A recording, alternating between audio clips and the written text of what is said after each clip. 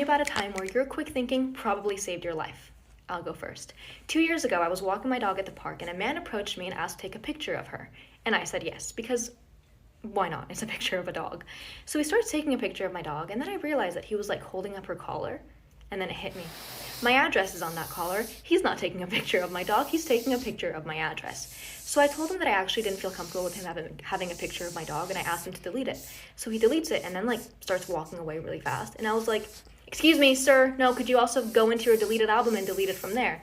And he goes, "I don't have a deleted album." And I was like, "You have an iPhone, everybody has a deleted album, could you please delete the picture?" And he was like, "Sorry, I don't have a deleted album," and like keeps walking away. And keep in mind, this is like 2 PM in a park, like there's other people around. So now I'm like chasing after him, and I'm telling him, "Sir, I know you have the album, I will show you where the album is, can you please go onto your phone so that we can delete the picture?" Oh, part two, I'm sorry for the delay.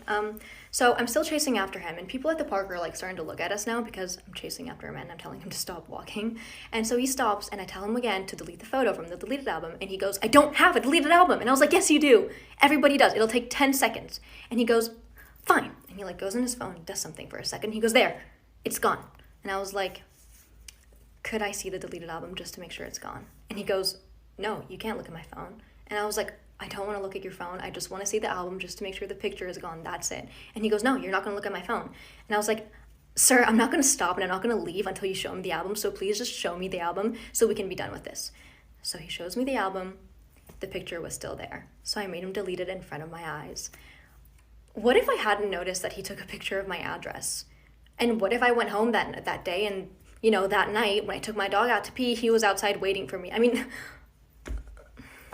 When my daughter was born, she had dark skin and looked like her parents could be of African descent. My husband was furious and accused me of cheating and left right then and there. He told everyone on both sides of the family what happened and wanted a divorce. Then his friends and families all called me to say how upset they were and called me really nasty names. My mother was by my side the entire time as I kept professing my innocence. He refused to pick me up from the hospital, threw myself out on the lawn, and changed the locks. When my sister called to get the baby stuff, he texted her a picture of a bare nursery room and said he got rid of everything. He even destroyed my art studio. Eventually, he agreed to do a paternity test, and he was 100% the father. No one could believe this, so he did it again, and he was the dad. One of his cousins did the ancestry thing and found out there was 30% of African in their family.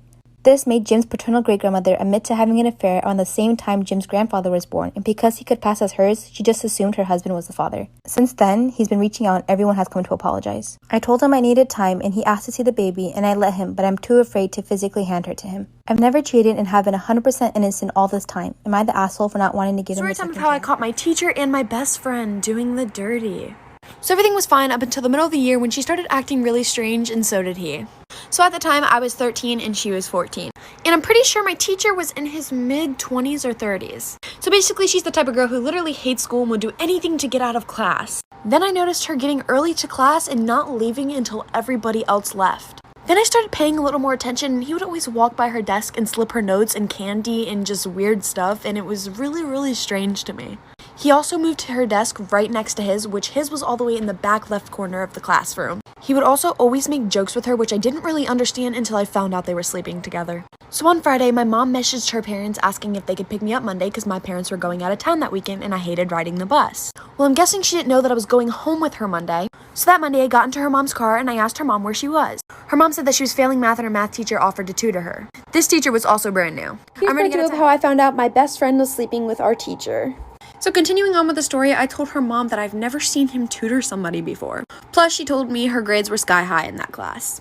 I ended up forgetting my pencil pouch, which had my keys to my house in it, so I had to go back anyways. And when I went back, the door was locked. And he had something over it or whatever, but I could see under it because he didn't cover it all the way. And she was on his desk and he was kissing her or doing weird stuff. I knew her mom wouldn't believe me if I told her what I saw, so I just told her it was an emergency and she was in trouble. So we booked it back to the classroom. And at first we didn't see them, and then she seen a foot come from beside the desk. Mind you, we're peeking under it, so we couldn't really see much. She started banging on the classroom door and screaming. I've never seen her this mad. I was honestly terrified that I ran into a separate classroom.